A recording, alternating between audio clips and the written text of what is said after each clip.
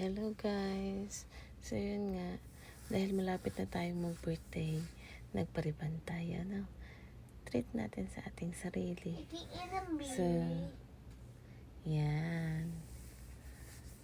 Okay, for the chika agad kami ni ate. Yan.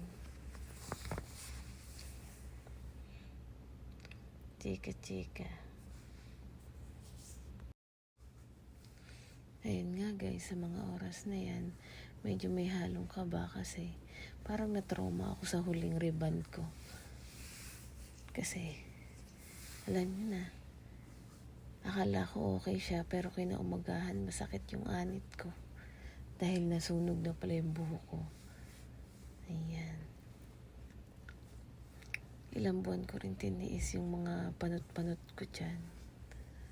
So, ayan, kaya maiksi na yung buko dahil hinabol ko lang yung mga bagong tubo.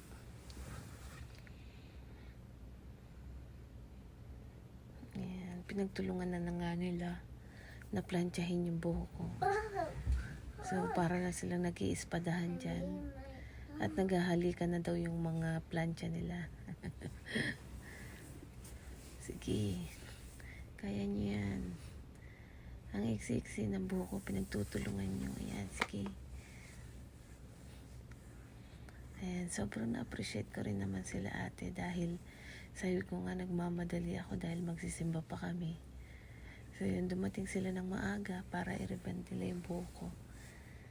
Ayan, nagutom na nga ako at kumain na. Sumubo lang na kung ano-ano para lang pampatanggal ng gutom. Ayan, minabadali na nga nila. At yung time na yan is for the chika talaga kami. Kinukwento na nila yung tungkol sa mga jowa nila. Ayan. So mukhang nasasanay na sila sa camera. Nung una ayaw nila.